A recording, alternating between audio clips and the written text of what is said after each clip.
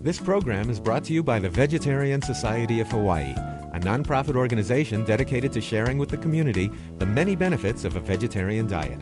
Free monthly meetings include vegetarian experts found locally and on the mainland, quick and easy cooking demonstrations, and healthful and delicious food samples. Members enjoy an informative quarterly newsletter, social activities, and discounts at many vegetarian-friendly restaurants and health food stores. For an application, call 944-8344. That's 944-8344. Or visit our website at www.vsh.org. vsh.org.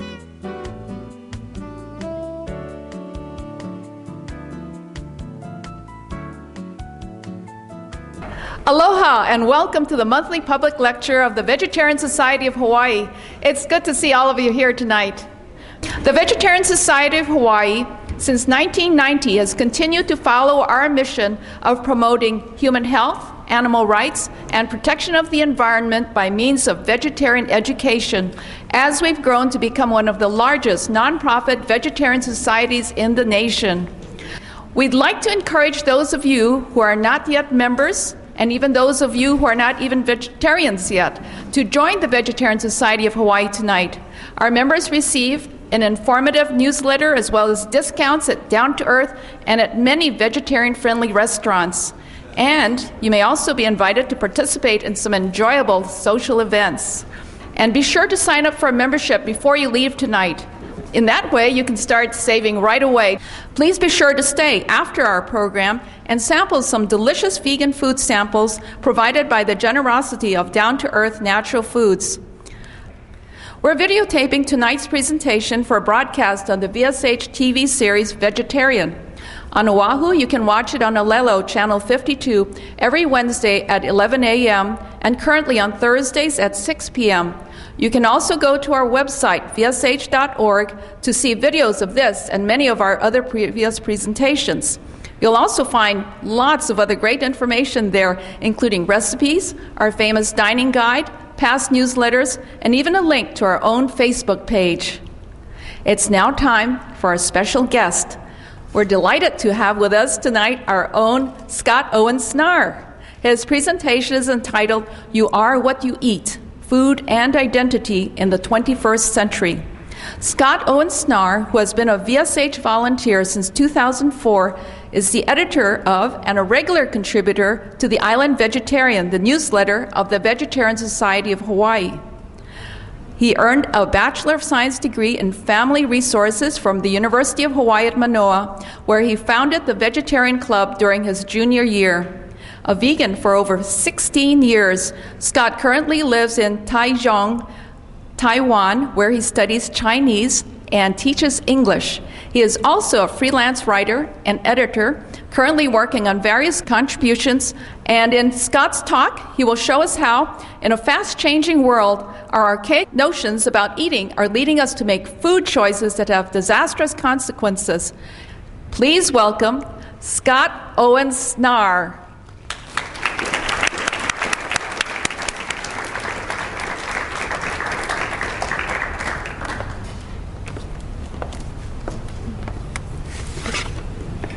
Microphone goes up. Thank you for coming, everybody. Thanks to the Vegetarian Society for having me tonight. I see faces that I know. I see friends out there, and I want to thank you for coming. And I see a lot of people whom I don't know. And I want to thank you for coming because there are a lot of places you could be on a Tuesday night in Hawaii on this beautiful island, and you came to hear me talk. So I'm touched. I hope I make it worthwhile for you tonight. I would like to share with you a different way of thinking about food that hopefully will lead you to make better food choices, better for yourself and for everyone. I'm a vegetarian. People ask me all the time, why are you a vegetarian? Have you ever asked somebody, why do you eat meat? Raise your hand if you've asked this question. Okay, what kind of answers do people give when you ask this question? What do they say? It has protein. It has protein, okay? It tastes good. Any other answers? Okay, she said they claim that in our evolution we're destined to eat meat. Okay, thank you.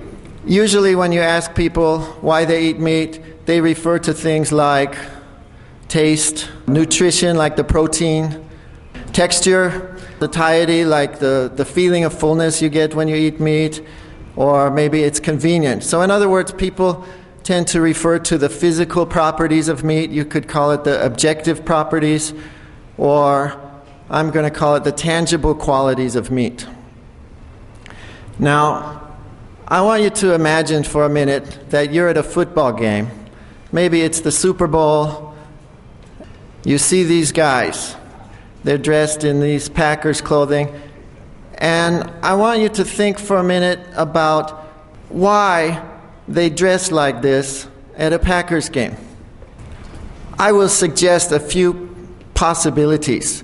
And when I say the answer that you think sounds likely, you go ahead and raise your hand. So raise your hand if you think that these guys chose these clothing because these are the most comfortable clothes they can find. No hands. Raise your hand if you think these guys wore these clothes because they found them on sale and they just can't pass up a great bargain. No hands. Raise your hand if you think these guys chose these clothes because the yellow and green complement their complexion, make them look more attractive. Raise your hand if you think that these guys wore these clothes because they want everyone in the stadium to know that they are Green Bay Packers fans. All right, lots of hands. So, in other words, it's not the tangible qualities of the clothing that they're interested in.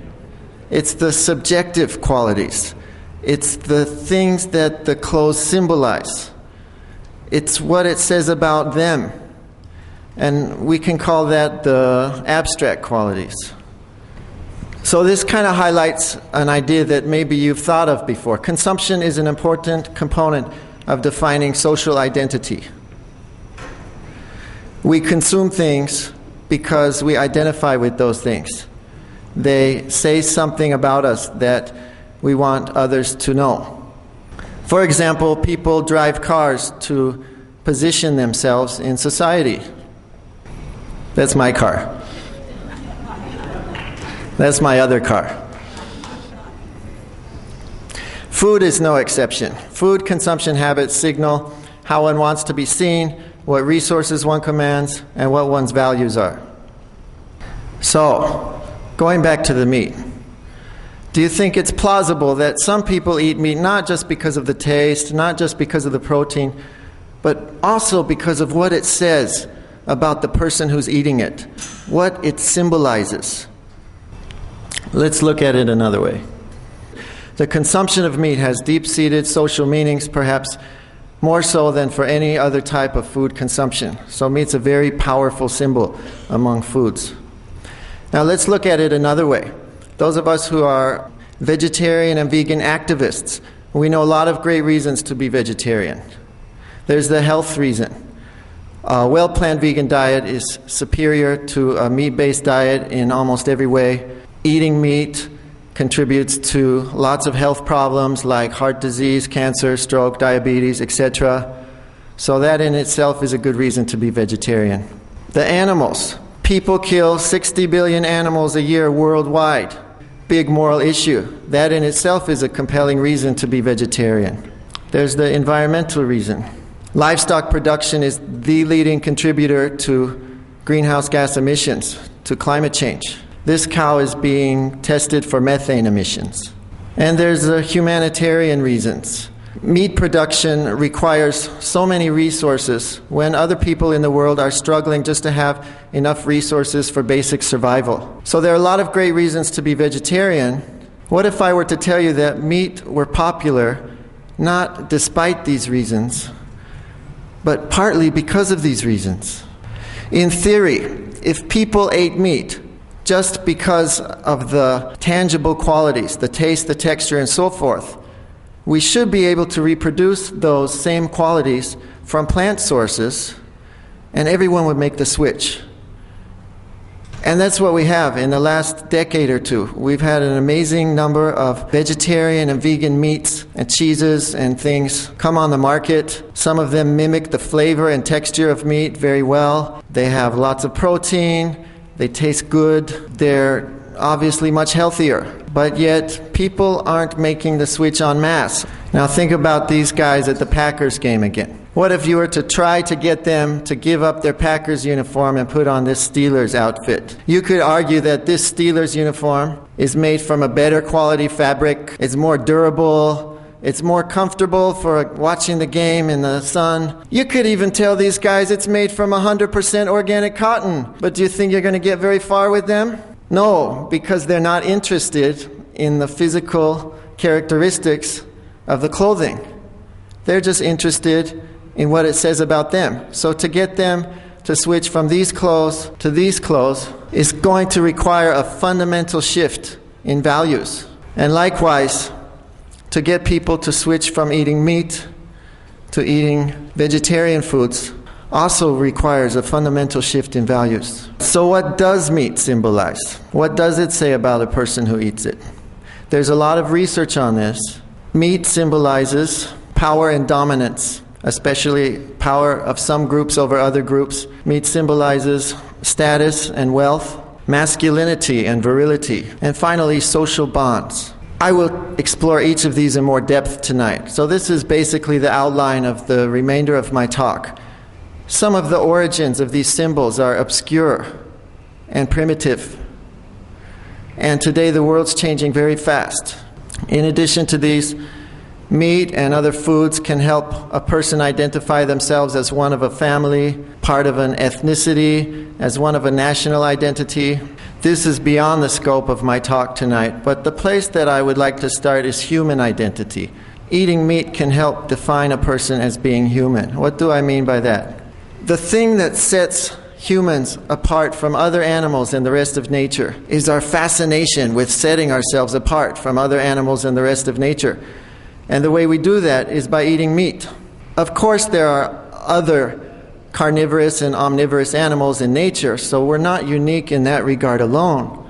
But no other creature is as cruel or systematic about killing other creatures for food. We don't just kill to eat. We domesticate animals. We breed them. We dominate them. We control every aspect of their lives, from the time before they are born until they are slaughtered, processed, packaged, and consumed. We bring animals into this world to be used for our purposes and our purposes alone. And we do it to the tune of 60 billion animals a year worldwide. It's our ability to do so that makes us superior. And that superiority is reaffirmed every time we eat meat. Meats that require especially cruel production methods, like veal, with the calves chained at the neck, are elevated beyond the status of ordinary meats. They're considered delicacies. Another example, foie gras. The ducks and geese are force-fed to make this delicacy, this engorged liver. I can think of two other examples. Live monkey brains eaten in some parts of Asia, and cats and dogs in Korea that are killed very slowly because that torture supposedly brings out the best properties and qualities of the meat. This fits in with a kind of worldview that some people hold that has a hierarchical structure in which certain things occupy different rungs. Usually at the top there are rich white men, and then below them other people, women, working class men, peoples of the third world. Now there are a lot of variations about which groups of humans belong on top of which groups of other humans, but that's the basic idea. Below humans are primates, and then other mammals, so-called lower animals and invertebrates, and at the bottom, plants, nature, and the environment. To suggest to a person who has this kind of worldview that his or her food choices should be restricted in the interests of animals is like suggesting that the animals are above them. So the mere mention of vegetarianism can provoke defensiveness and resentment in some people. The suggestion can be offensive. To suggest that one's food choices should be restricted in the interests of the environment is putting nature above people, and to say that we should conserve resources so that others might have more means we take the group at the top, which was privileged, and put them all the way at the bottom. So the idea of vegetarianism, many people are hostile to it because it shakes up their worldview. It threatens their worldview. A consensus exists among sociologists and anthropologists that meat symbolizes social power and related values. Let's look at the research for a minute. People who endorse social power or hierarchical domination of one group versus others tend to eat more meat than people who believe in social equality. When I say people who endorse social power, I mean people who tend to agree with statements such as the following. Some groups of people are inferior to others. To get ahead in life, it is sometimes necessary to step on other groups. We would have more problems if we treated people more equally. In getting what you want, it is sometimes necessary to use force against other groups. So people who tend to agree with these statements tend to eat more meat than people who reject these statements. And for those who insist that it's important to be superior to others, might I make this suggestion, that being above others does not come from the ability to harm them or to dominate them. It comes from the ability to help them. If we are higher than others, it's because we have the ability to see others that need help, to see oppression and injustice, and to be able to respond and to do something about it, to help them. Status and wealth. Meat is a natural symbol of value and wealth. Meat is inherently costly to produce, both in terms of effort and the environmental cost. So in many primitive societies, as well as in some societies today, a person's livestock is his wealth. The word capital is related to the word cattle, and in English, cattle used to mean property or wealth before it was restricted to meaning simply a herd of cows. Historically, animals were owned and eaten by the wealthy of society. Throughout history, meat has been a symbol of wealth. Meat was reserved for the ruling classes, and the peasants ate mostly vegetables and cereals. I'm going to show a video. I will show the first 2 minutes of this video. It's about King Henry VIII and what he ate on a weekly basis.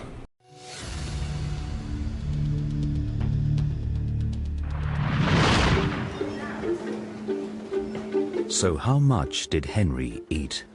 I'm here to do Henry's weekly shop. So he had 13 dishes a day, and one of those was often a pork dish. 7 days a week, that's a lot of pork, that is. Henry's diet consisted mainly of meat dishes. He ate pork, lamb, chicken, beef, game, rabbit, and a variety of birds like peacock and swan. So, we're not getting any water because that's unsafe to drink, but the Tudors got around this by drinking an awful lot of ale. 10 pints a day, we think, for Henry VIII, so we need 70 pints.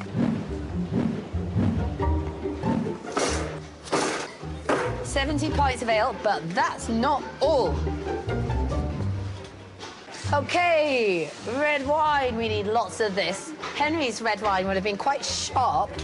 We probably wouldn't have liked it very much, but he didn't mind it being sharp because he drank it with sugar in it. And this is the absolute staple of the Tudor diet, bread. And in Henry VIII's case, white bread. Not good for his constipation. It's been calculated that Henry ate a massive 5,000 calories a day. That's twice the recommended calorie intake for a man today. Right. Ooh, watch out, watch out. Here we go. Not picking up any vegetables because Henry wasn't keen on his 5 a day. All this stuff was food for peasants, and also the Tudors didn't like eating raw vegetables. They thought they were indigestible. Well, no vegetables for Henry, but he really liked strawberries. Henry ate approximately 20 grams of salt per day, more than 3 times the recommended amount today.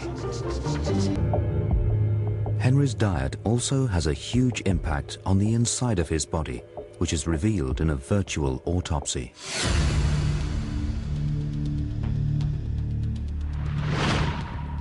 There we are. So what can we see here then, apart from this nice thick layer of fat? Well, there is indeed a huge layer of subcutaneous fat here. But what really strikes me is how the heart is having to work very hard here. It's actually working quite fast. And because he had high blood pressure and poor circulation, and because he was so big, the heart would have become quite enlarged, particularly on the left side, which is the part that pumps the blood around the body. And also it's having to go quite fast to make sure that the blood gets to the extremities. What's that? Is that his liver? That is his liver, and it's looking a little bit fatty, as you might expect from his diet and also his alcohol consumption. Henry's doctors were unable to look inside his body. Today, we would diagnose Henry as clinically obese. This put him at great risk of developing high blood pressure and type 2 diabetes. Catherine, for me, there's loads of evidence that Henry VIII suffered from diabetes. What do you think? And you're absolutely right. If he were to walk into my clinic today, I'd want to test his blood sugar, which is something, unfortunately, the Tudors couldn't do. He has all the classic appearance of a late-onset diabetic. He's obese, he's got chronic leg ulcers, he's got poor eyesight, he's got terrible circulation and high blood pressure. The Tudor diet at court, a lot of meat, not many vegetables, a lot of sugar. This is probably something that I think he brought on to himself. Do you agree? Well, you're right. These days, we would always advise a diabetic to cut sugar out of their diet, because one of the problems with diabetes is your body can no longer use glucose very well, and so you have to cut way back. But that would have been incredibly difficult for him to do in Tudor times. And so an awful lot of his problems could well have been caused by the diabetes. Well, I'm convinced. For me, it's diabetes, case closed. Type 2 diabetes was probably the disease inside Henry VIII's body, and it most certainly contributed to his death.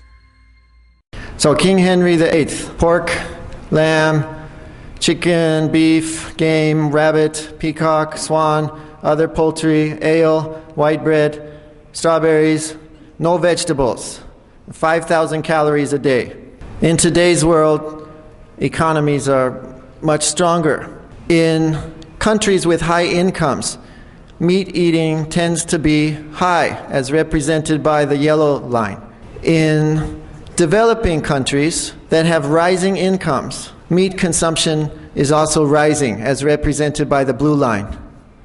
And in stagnant economies, meat consumption is low and stagnant as well. So there's a very strong correlation between income and meat consumption.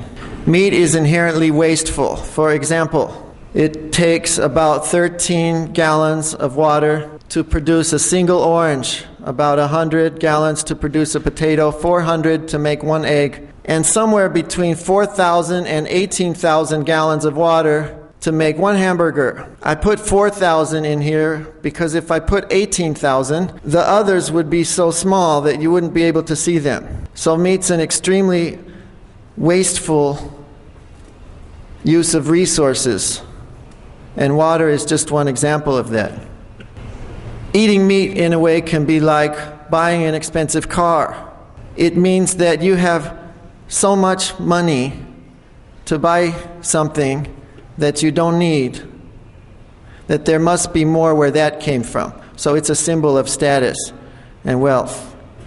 I'd like to make an analogy, because in the 21st century, we've come to a point where we have limited resources on Earth. We have a huge world population that continues to grow, and we can foresee the day when the resources could run out. Being wasteful as a symbol has a different meaning today than it did perhaps hundreds of years ago when resources of the earth seemed infinite. I want to make an analogy. Suppose that all of us here tonight are having a dinner together, and we have a buffet over on the tables over there, and there's enough food for everyone. But a couple of people get up and pile their plates as high as they can, take a few bites, and throw the rest of the food in the rubbish. Then they get back in line, pile their plates up again, take a few bites, throw the rest of the food in the rubbish, and pretty soon there's not enough food for everyone. When we waste things in today's world, we have to remember it's no longer just a symbol of personal resources. It's no longer just a symbol that one person has enough resources that he can waste it. Our collective resources are being wasted. So we need to keep that in mind. And I think that the symbolism of meat and attitudes about meat eating are also changing in a similar way that we've seen changes in attitudes towards smoking. Smoking used to be a signal or a sign of sophistication. It showed class, education. It meant having fun. But today smoking is rather looked down upon. It's seen as a sign of a lack of education, a sign of a person who makes unwise choices, or perhaps a person who knows the right choices to make but lacks the strength to make those right choices. And today, with what we know about meat and its environmental cost, and especially with its health-destroying properties, I think that the time is coming that people will start to see meat in much the same way that we've started to see smoking. It's a sign of a lack of education and ignorance or weakness. And I think in the next coming decades, that will become more and more true. Meat is a symbol of masculinity and virility. Food is gendered. What do I mean by food is gendered? It's pretty easy. Colors are gendered. Now, which of these two colors has a stronger association with boys? Blue, okay. Which one has a stronger association with girls? Pink, okay. It's pretty easy. That's what I mean by gendered. So we're going to play a little game. I will show you an image, if you can see it very clearly. If you think it has a stronger cultural association with men, you shout out boy. If you think it has a stronger association with women, you shout out girl. High-heeled shoes. Necktie. So it's pretty easy with clothes because everyone knows clothes are gendered. Let's try it with food. A bottle of Bud. Boy, okay. A steak cooked rare. I hear boy. Meat lovers pizza. Boy, okay. Chocolate eclair. Girl. I see. Champagne. I hear girl. Tossed salad. Girl, I hear one boy. All right. Burger King Whopper. Boy, okay. KFC Double Down. I heard a no one. I heard boy. I heard yikes. Chocolate mousse. Girl, okay. Can of Diet Coke. A pint of strawberry Haagen-Dazs. I hear girl. Spare ribs. I hear boy, okay. Lean cuisine, macaroni and cheese. Girl, okay. Cheese fondue. I hear mostly girl. Sloppy Joes. Okay, boy. Potato salad. Some girls, but kind of hesitant. Okay. This is a protein shake for weight gain. Boy, okay. A Slim Fast shake for weight loss. Broccoli casserole. I hear girl. Okay, last one. Loco Moco. Boy. So it's pretty easy. We mostly agree, right? So just from this game we played, we can make some generalizations about gendered eating. Just from drawing on what we said in this game, we can say that men tend to eat more meat, food and beverages that are marketed to men. We can generalize that women tend to eat more dairy products, rich desserts, dressings, more vegetables, chocolate, right? Foods with French and Italian sounding names. Food and beverages marketed to women.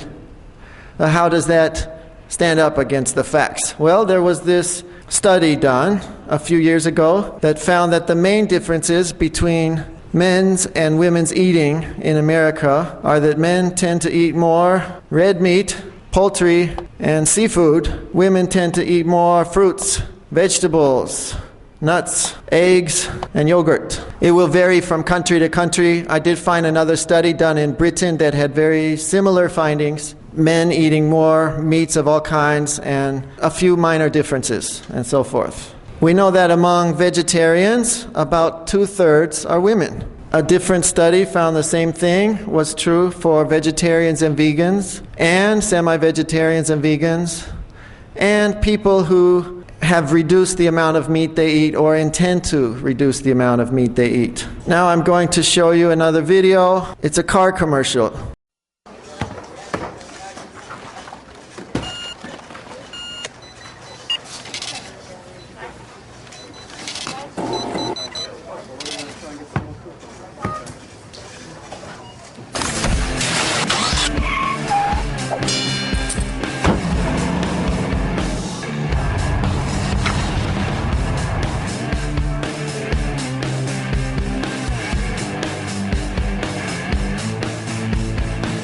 Okay, what this video just showed is a man at the supermarket buying tofu and vegetables. And he felt emasculated because the man behind him was buying lots of red meat. And in order to compensate, he went out and bought the biggest, manliest car he could find, that he could buy, which was a Hummer. Now, the most interesting thing about this commercial is that it doesn't sell meat. It's selling a car. So those associations about food must be drawn from pre-existing cultural associations. Here's a print ad with a similar message. This is for the Dodge Durango.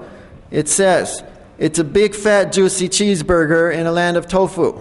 So the Dodge is being compared to the manly, strong cheeseburger, and other cars are the wimpy, feminine tofu. Again, it's not selling meat, it's selling a car, so it must be drawing from pre-existing cultural associations. Why is meat associated with masculinity and manliness? Men are supposed to be independent, self-reliant, strong, robust, and tough. If you don't live up to these masculine ideals, you're considered feminine, sissy, wimp, or weak. Maybe some of this comes from hunting, which is universally has been a male activity. Now, in primitive societies, hunting requires quite a bit of strength. It requires courage because there's a high risk of being trampled or gored or otherwise killed by the intended prey. But in today's world, this doesn't require any strength. It doesn't take a lot of courage to go to the supermarket and pick out a pound of ground beef. Real many tofu. Sometimes what you don't put on your plate can make as strong of a statement about you as what you do put on your plate. So not eating meat, whether forever or even just for one meal, can bring a lot of attention to you, especially if you're a man and you're surrounded by other men. It can bring on a lot of attention and questioning and ridicule. It requires courage to do that and to stand up for yourself and to say, I'm going to be a vegetarian, or I'm going to eat tofu, or I'm going to eat salad, or even I'm just going to eat this vegetarian meal. That can take courage. Standing up for the oppressed, that can take courage. It's easy to go along with the status quo. But to stand up and speak out about injustices, that takes courage. To stand up for the animals who are oppressed and abused and killed for food, that takes courage. Another possible reason that meat might be associated with manliness is strength. Meat is rich in protein. Muscles are made of protein. So it's often thought that you eat meat, you get muscles. That makes you strong. Of course, it's a lot more complex than that. Plants have protein too. Muscles come from using them, from exercise. And we know that eating meat contributes to obesity and lots of diseases like heart disease, stroke, cancer, other chronic conditions, sicknesses. That doesn't make you strong. Alan Jones was a vegetarian. In the 1970s, he accomplished some of the most incredible feats of endurance. 17,003 consecutive sit-ups, 51,000 sit-ups in 76 hours, 500-mile swim in 11 days, and 100,000 rope skips in 23 hours, and many more. He was considered the fittest man on earth, and he didn't eat meat. We have other athletes like Scott Jurek, the ultramarathoner. A couple years ago, he ran 176 miles in 24 hours. He's vegan. Carl Lewis, vegan, Olympic gold medalist.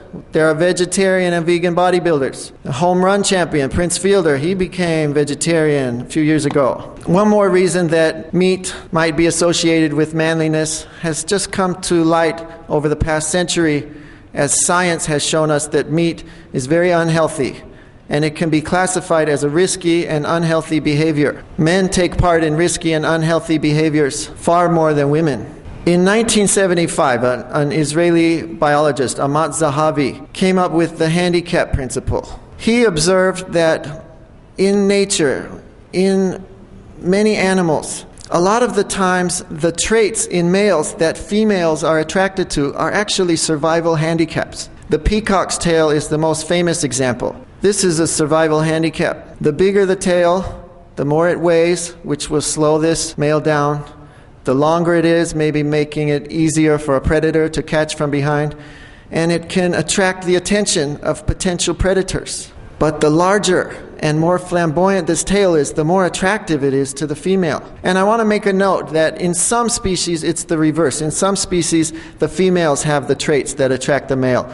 But more often it's the males that have the traits that attract the females. Zahavi's theory says that the female's attracted to this male, to this handicap, because it is a handicap. And that proves that this male must have superior genes in other respects that compensate for the handicap. This peacock has been through a kind of test in which he's passed and survived.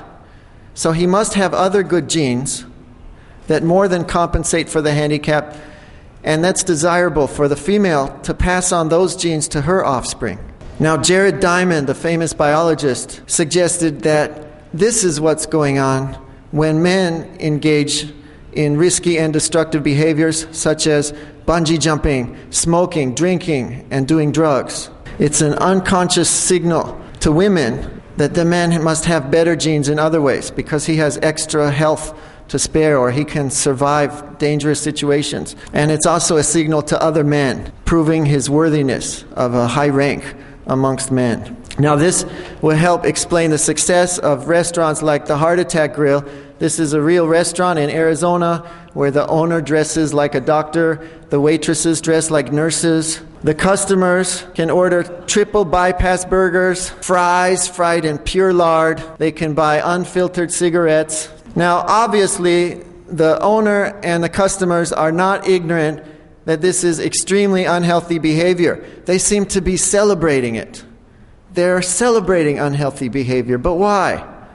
Well, the menu holds a clue. It says, "Are you man enough for the triple bypass burger challenge?" So if you can do something extremely unhealthy, that proves you're a man. However, Jared Diamond said when men engage in these behaviors, it's a false signal. Some species can use false or deceptive signals. That doesn't prove they have better genes.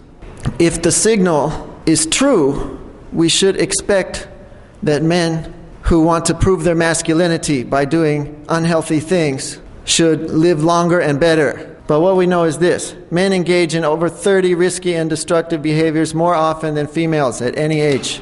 We know that belief in the traditional concept of masculinity is the strongest single predictor of destructive behavior. So people who believe that this is what you have to do to be a man are more likely to do risky and destructive things. Men die 6 to 7 years younger than women. And for all leading causes of death, men and boys have higher death rates than women and girls their same age. So it seems Diamond is right. For men, this is not a reliable signal, as it is in peacocks who have been tested through evolution. One more: men suffer more chronic health conditions and fatal diseases than women. So men are supposed to be independent, self-reliant, strong, robust, and tough.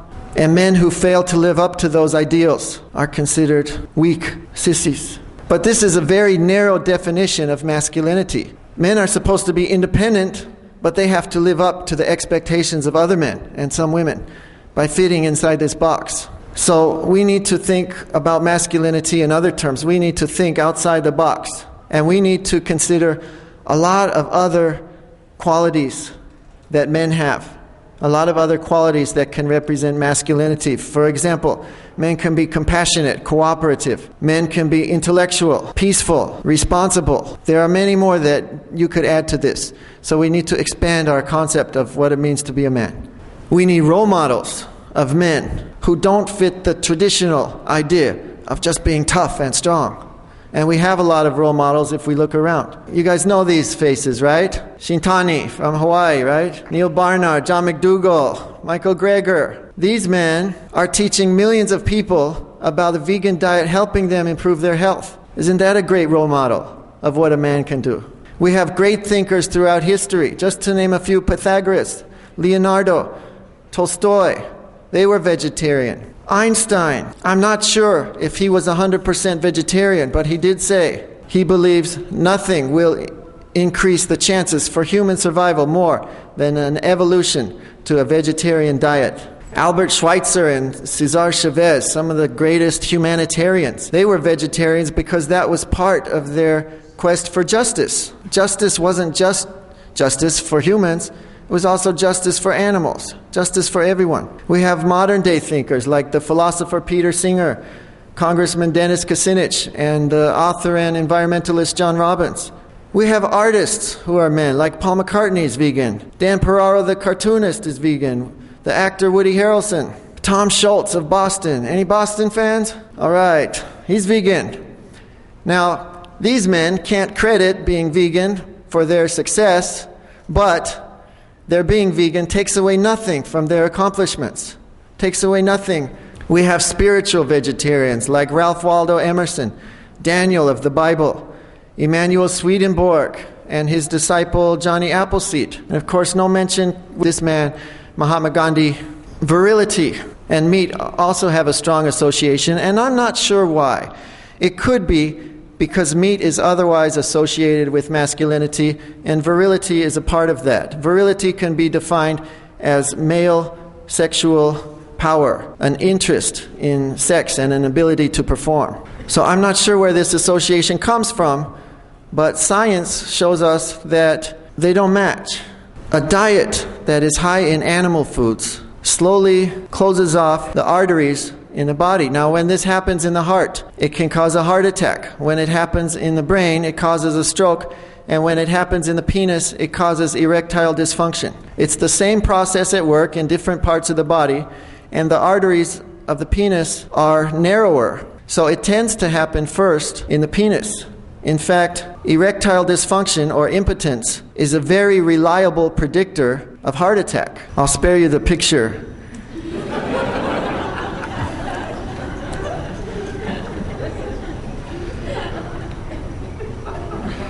We also know that the chemicals that are concentrated in meat hurt the sperm, they hurt men's fertility, and the antioxidants in fruits and vegetables promote sperm health. So, gentlemen, if you want a healthy and long sex life, fruits and vegetables is the way to go.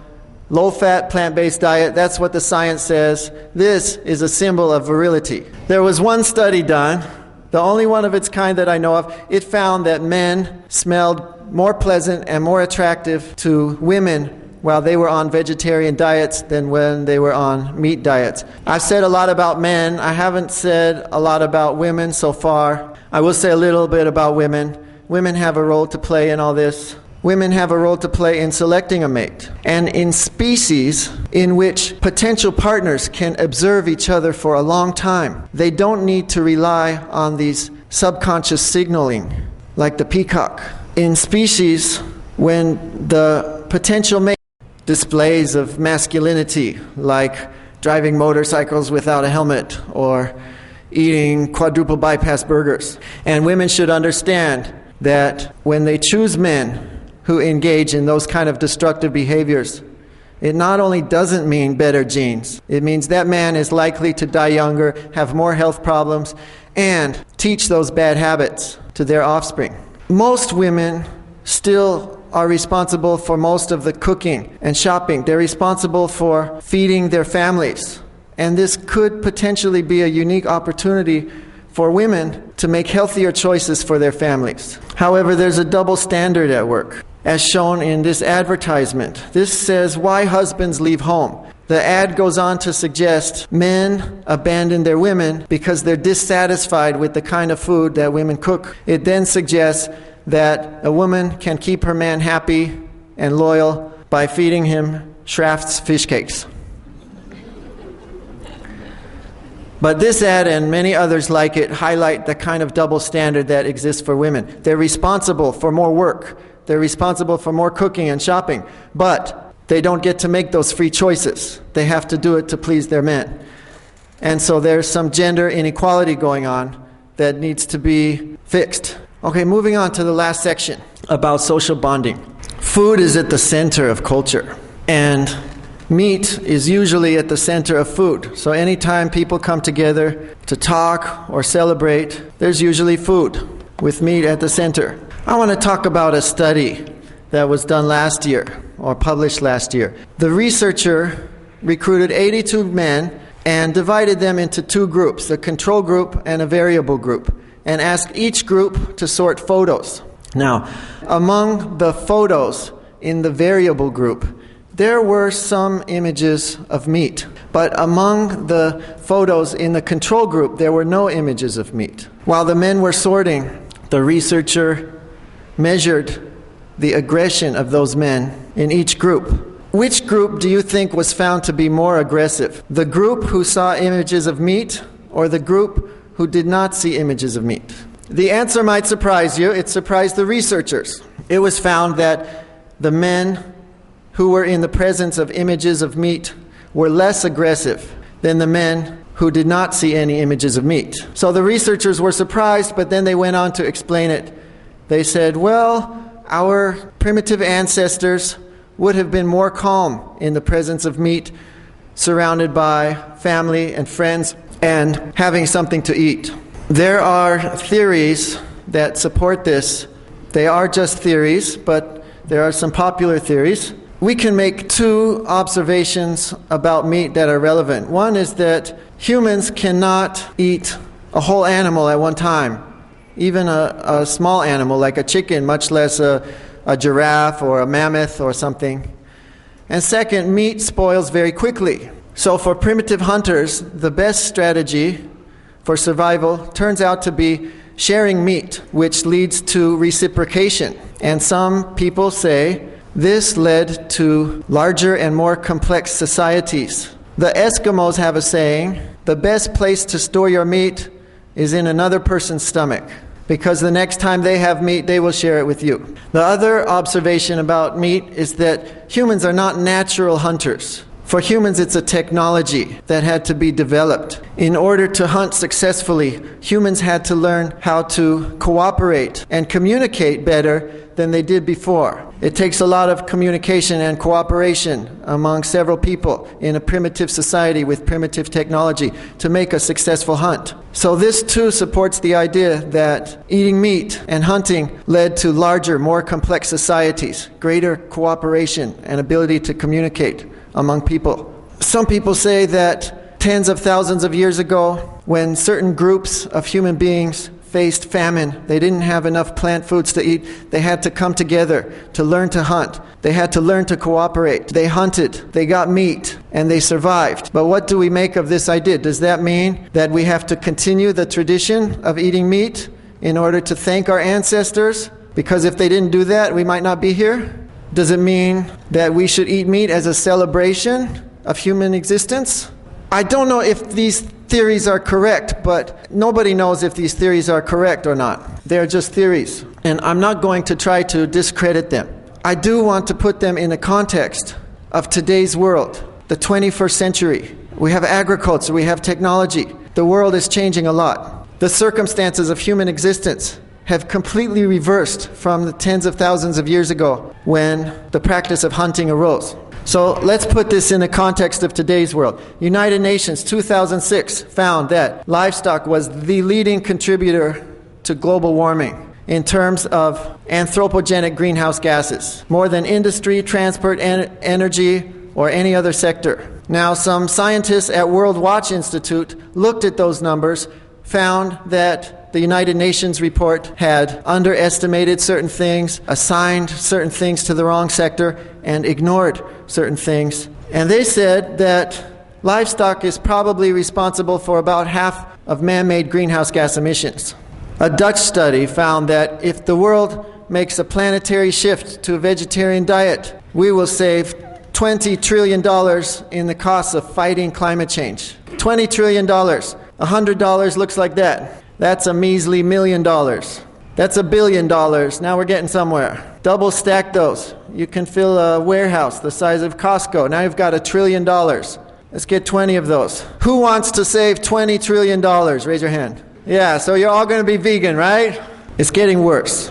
The Food and Agriculture Organization projects that by the year 2050, people on Earth, on average, will each be eating 52 kilograms of meat per year. That's double what it was in 1970. So meat consumption per capita continues to rise. But that doesn't tell the whole story, because the world's population is rising too. And when you factor that in, the picture looks more like this. Can you see that? Very difficult to see? Okay. The world, if things stay on the course that they're on now, the world will be producing twice as much meat as it was 10 years ago, 5 times as much meat as it was in 1970. And that livestock production will have serious consequences. The researchers Pelletier and Tidemers wanted to look at what this will mean in terms of the environment, in terms of climate change, if these trends continue as the FAO projects. First, they looked at this in terms of greenhouse gas emissions. They said this is about the sustainability threshold. This is about what the Earth can safely manage. We need to stay below this line if we want to avoid a major planetary catastrophe. That line comes from other researchers. I put the number at 1 for sake of comparison and simplification. Here's where we are today in terms of livestock alone. Livestock production is taking up half of our safe operating space. That doesn't include other sectors of human activity like industry and energy. If things continue as projected, by the year 2050, livestock will be taking up the majority of our safe operating space. Everything else that humans do have to be squeezed between those two lines, that pink line and that white line, just to get a better idea how much livestock. The researchers figured that if everybody on Earth in 2050 got all their protein needs met from animal sources alone, that would take up virtually all of our safe operating space. Now, poultry is a more efficient converter of protein than large livestock. So what if everybody in the world got all their protein needs from, say, chickens and turkeys and ducks? It'd be a little better, but still worse off than we are today. On the other hand, what if everybody in the world got their protein needs met from soybeans alone? Where do you think that arrow would go? Agriculture would take up about 1% of our safe operating space. The researchers then looked at this in terms of biomass appropriation, found similar things. Nitrogen fixation, we're already way over the limit and it's only going to get worse. We don't have much of a choice if we want to avoid a major planetary catastrophe. We need to eat plants. Next time you sit down to a vegan meal, don't think about what's not there. Think about it as a positive act. Think about it as an act of cooperation with everyone and everything on the planet. You'll be cooperating with animals that are otherwise abused and killed for food, with wildlife that are losing their habitat to deforestation and climate change due to meat production. You'll be cooperating with other people around the world who are struggling to get enough resources to survive. Perhaps tens of thousands of years ago, people faced starvation. They had to come together. They had to learn to communicate and cooperate, to hunt successfully and to survive. And if they hadn't done it, maybe we wouldn't be here today. But if we want to be here in 50 or 100 years from now and look back and say that we survived, we have to come together now. And we have to cooperate. We have to communicate this kind of information. We have to eat more plants and fewer animals if we want to survive. That's the reality that we face today. I'm finished. Thank you.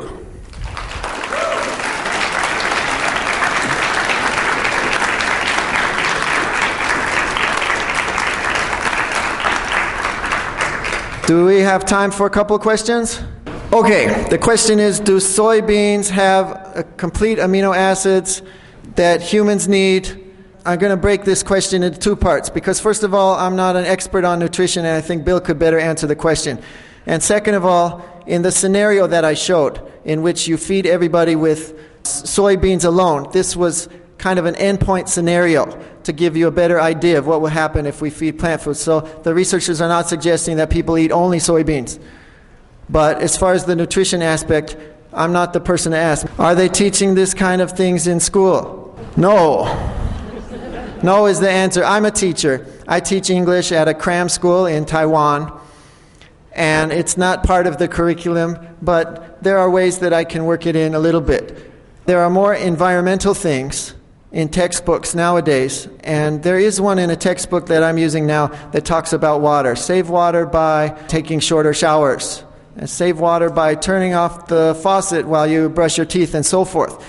But they're missing the big point, and as a teacher I have an opportunity to fill them in and to bring in this information from outside the textbook. So there are things that teachers can do, no matter what you teach or where you teach, to work some of this in. Okay, my time's up. I will be around if you want to ask me any more questions face to face. And that's it. Okay, thank you.